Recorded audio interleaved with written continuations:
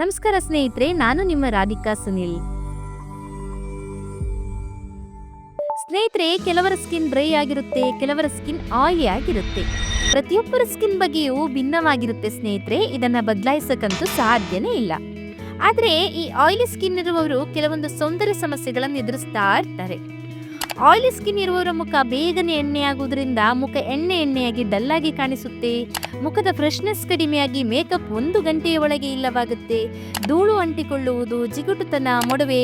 ಅದಕ್ಕಾಗಿ ನಾವು ರಾಸಾಯನಿಕಗಳಿಂದ ತಯಾರಾದ ಫೇಸ್ ಕ್ರೀಮ್ಗಳ ಮೊರೆ ಹೋಗ್ತೇವೆ. ಈ ಫೇಸ್ ಕ್ರೀಮ್ಗಳನ್ನು ಯೂಸ್ ಮಾಡಿದ್ರೆ ಅಲ್ಪಕಾಲಿಕ ಶಮನವಾದರೂ ದೀರ್ಘಕಾಲದವರೆಗೆ ಚರ್ಮಕ್ಕೆ ಹಾನಿ ಉಂಟು ಮಾಡಬಹುದು. ಆದ್ರಿಂದ ನೈಸರ್ಗಿಕವಾಗಿ ಮನೆಯಲ್ಲೇ ಫೇಸ್ ಕ್ರೀಮ್ಗಳನ್ನು ತಯಾರು ಮಾಡಿ ಉಪಯೋಗಿಸಿಕೊಳ್ಬಹುದು ಸ್ನೇಹಿತರೆ.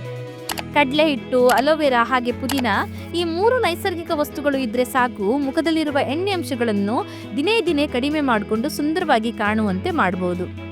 ಕಡಲೆ ಹಿಟ್ಟು one of the best face remedy ಅಂತ ಹೇಳ್ಬೋದು ಸ್ನೇಹಿತರೆ.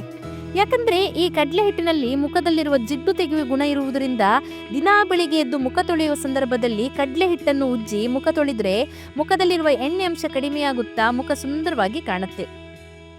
ಅಲೋವೆರಾವನ್ನು ಸಹ ನೀವು ಯೂಸ್ ಮಾಡಬಹುದು.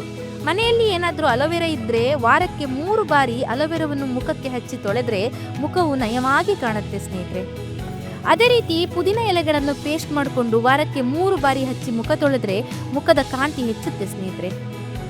ಇವು 3 ನೈಸರ್ಗಿಕ ವಸ್ತುಗಳು ಇದ್ರೆ ಸಾಕು. ಈ 3 ನೈಸರ್ಗಿಕ ವಸ್ತುಗಳನ್ನು ಉಪಯೋಗಿಸಿಕೊಂಡು ಮುಖದಲ್ಲಿರುವ ಎಣ್ಣೆ ಅಂಶವನ್ನು ದಿನೇ ಕಡಿಮೆ ಮಾಡ್ಕೊಳ್ತಾ ಬರ್ಬೋದು. ನಿಮ್ಗೇನಾದರೂ ಈ ವಿಡಿಯೋ ಇಷ್ಟ ಆದರೆ ಒಂದು ಲೈಕ್ ಬಟನ್ ಪ್ರೆಸ್ ಮಾಡಿ ಸ್ನೇಹಿತರೆ. ನನ್ನ ಚಾನಲ್ನ ಸಬ್ಸ್ಕ್ರೈಬ್ ಮಾಡ್ಕೊಳ್ಳೋದಂತೂ ಮರಿಬೇಡಿ.